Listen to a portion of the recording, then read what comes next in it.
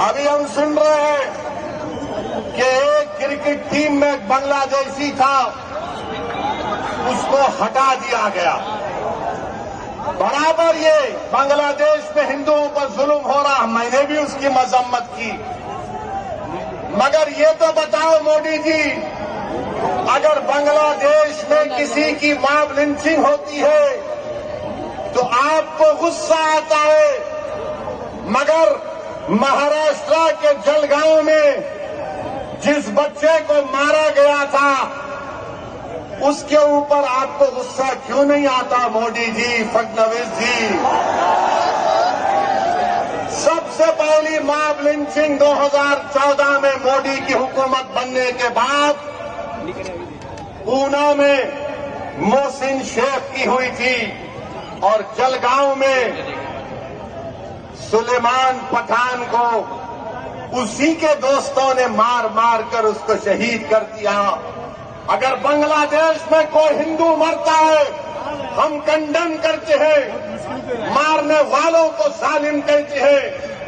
मारने वाले जिन्होंने जलगांव में सुलेमान पठान को कहा वो भी जालिम है, उनका भी कंडेमनेशन होना चाहिए। बांग्लादेश हो या भारत हो, इंसान की जिंदगी इंसान होती है, हिंदू की भी जिंदगी होती है, मुसलमान की भी जिंदगी हो सकती है।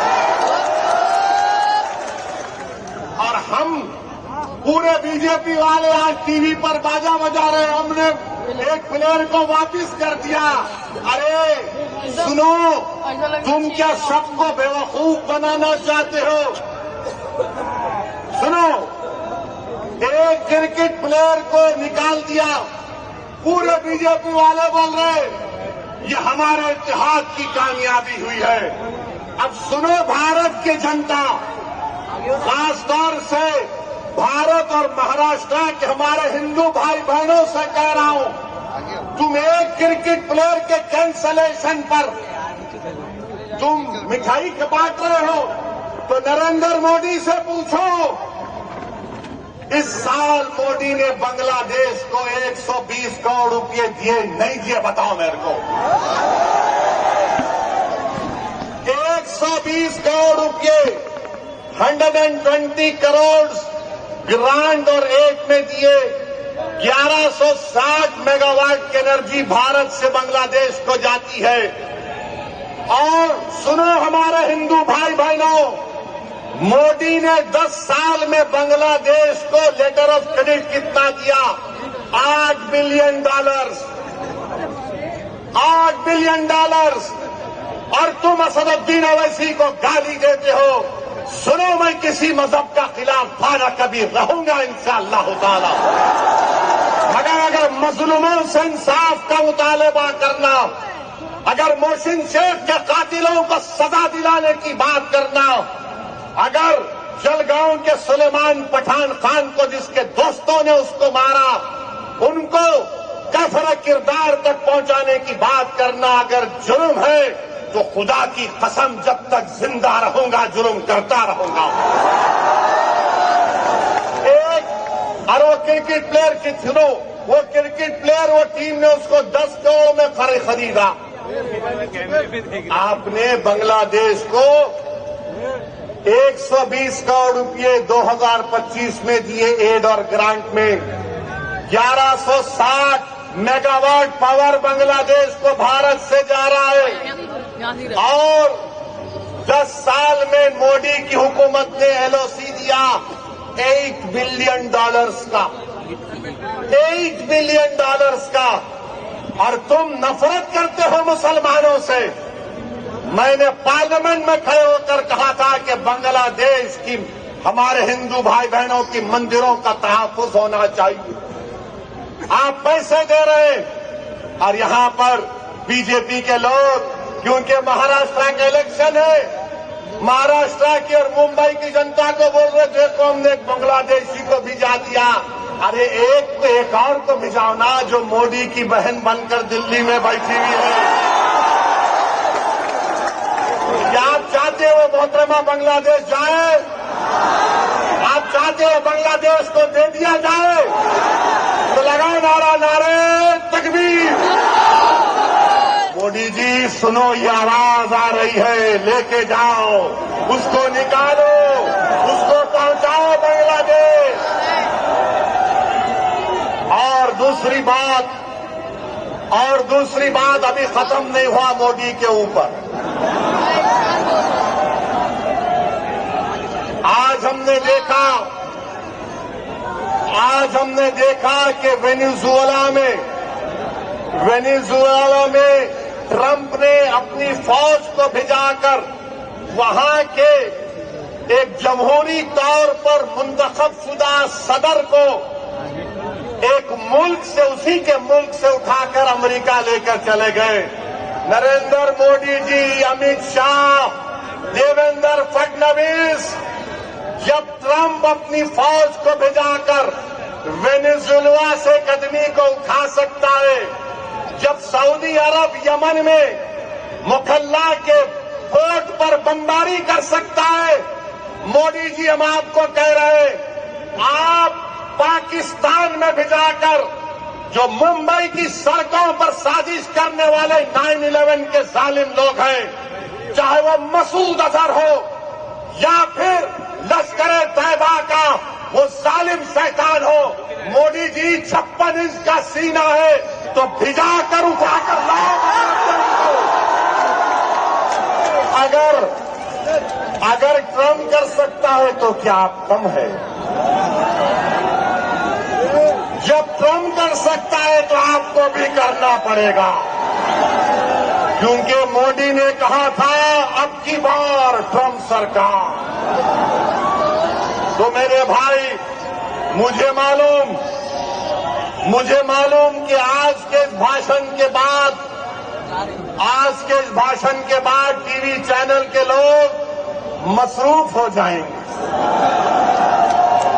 ओवैसी का एक और भड़काऊ भाषण। अरे जालिमों सुनो, किसी शायर ने अच्छा कहा था कि तुम्हारी सोच के सांचे में ढल नहीं सकता, तुम्हारी सोच के सांचे में ढल नहीं सकता, जबान काट लो लहजा बदल नहीं सकता, जबान काट लो लहजा बदल नहीं सकता।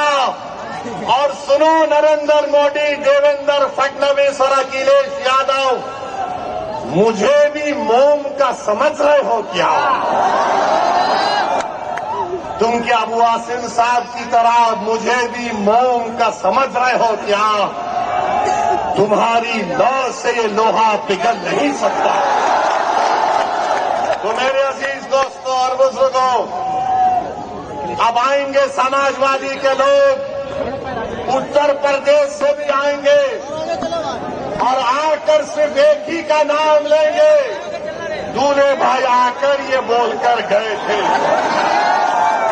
तो इनको पूछो, अगर समाजवादी पार्टी के तरफ से कोई एमपी आएगा तो एमपी से पूछो, जब भारत की पार्लियामेंट में वंदे मातरम पर बहस हो रही थी तो किसने भारत की पार्लियामेंट में खड़े होकर भारत के संविधान का हवाला देकर कहा था? मैंने कहा था कि भारत का जो आईन है, प्रियम्बल है, वो शुरू होता वी द पीपल के नाम से, भारत माता के नाम से शुरू नहीं होता। वो किसने भारत की पार्लियामेंट में खड़े होकर कहा था कि भारत का जो संविधान का आईन का प्रियम्बल है वो क्या कहता है? जिस वक्त संविधान को अपना रहे थे 24 जनवरी 1950 को, तो क्या कहा था? Liberty of thought, expression, belief, faith and worship कहा था हमने। और ये समाजवादी पार्टी के जितने एमपी खड़े होकर कह रहे थे, मैंने खड़े होकर कहा हम इस मुल्क के लिए अपनी जानों को कुर्बान करके और करते रहेंगे। मगर हमने कहा कि हम सिर्फ अल्लाह की इबादत करने वाले हैं, हम अपनी माँ से बेइंतहा मोहब्बत करते। मेरी माँ खुदा नहीं है, मेरा खुदा वो है जो जमीन और आसमान का खालिक है। मेरी बात का यकीन मत करो, उठाकर सुन लो यूट्यूब पर जितने समाजवादी पार्टी के एमपी तकरीर किए। मैंने कहा था इय्याका नाबुदु व इय्याका नस्तईन। तुमने क्या कहा था बताओ?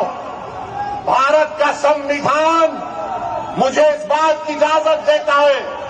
ये समाजवादी पार्टी ने उत्तर प्रदेश में और महाराष्ट्र में जितना बेड़ा गर्क किया है मुस्लिम अक़लियत का, जितना इसमें बराबर कहा कांग्रेस का, शिवसेना का, राष्ट्रवादी कांग्रेस का है, बीजेपी का है, उतना भी हिस्सा समाजवादी पार्टी का भी है। याद रखो आप, ये तमाम नहीं चाहते कि तुम्हारे दिल में जो तकलीफ है तुम्हारी जबान पर आ जाए।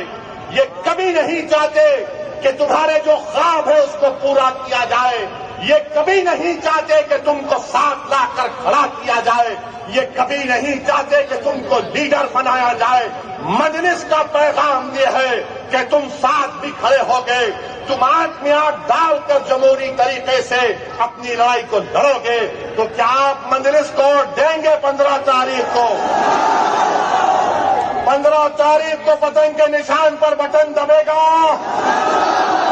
तो लगाइए मेरे साथ नारा, नारे तकबीर, नारे तकबीर।